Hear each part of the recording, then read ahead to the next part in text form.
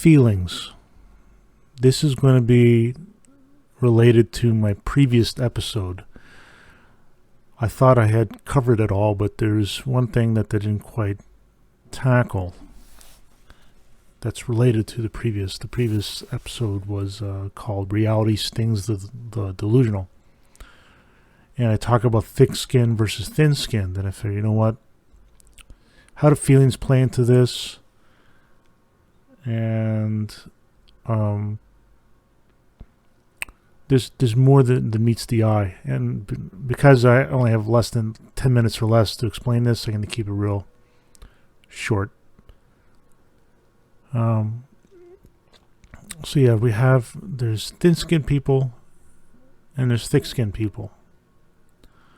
How does feelings play into all this? So I'm going to try and illustrate for you audibly what it is that I think is occurring in the situations where feelings are a very big factor in the choices we make.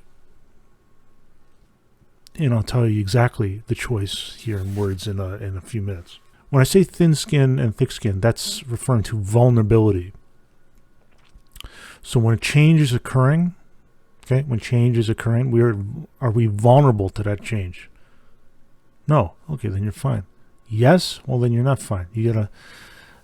Within you, there is an influence within you that is triggered by offense. Okay? And that could be because you are incapable of ignoring what you deem offensive. It could be that you're caught off guard, that you lowered your guard to let someone in, and then they hit you with something inexcusably insensitive, which would cause you to react severely. Here's the thing, the question that you ask yourself, the reaction, if I was to put into a sentence, the reaction that occurs every time you are offended or you are trying to decide, if you have the time to decide whether I should be offended by this or not, this is the question, this is the statement that you say to yourself. I decide what offends me. I decide how I react, not you. So there's two things there. One, you decide what offends you.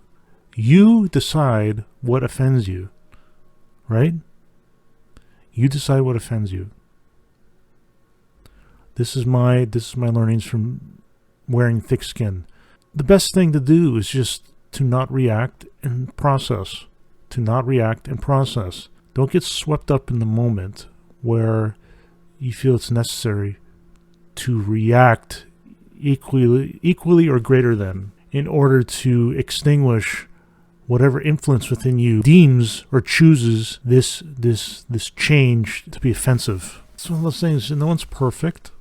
No one's perfect. But you choose what offends you. You choose what offends you. Okay? You know how you choose it? You bite your tongue. That's how you choose. Okay?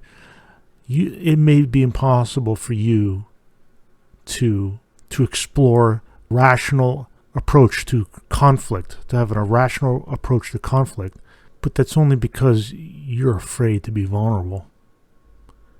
Thick-skinned people aren't afraid to be vulnerable.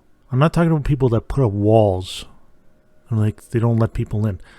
Thick-skinned people are not afraid to be vulnerable because there's nothing wrong with it. I choose what offends me. If you're shrieking, okay, if you're shrieking and you're insulting and it's overwhelming, at the end of the day, as long as I remain quiet and composed, I could take as much time as I need to process and reflect and respond. I know it kind of sucks. You want to have that great comeback right away, but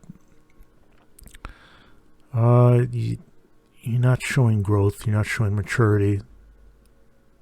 You're telling people that I don't decide what offends me. You decide what offends me. Remember what I said in the previous Bitecast? Do I live life on my terms or do I live life on someone else's terms? When you react, when you are offended by someone else, You live life on their terms because they decide what offends you. They decide because you react. You choose to react. And that's why you always feel disappointed in yourself for behaving the way you did, because you could have did it differently, but you chose not to.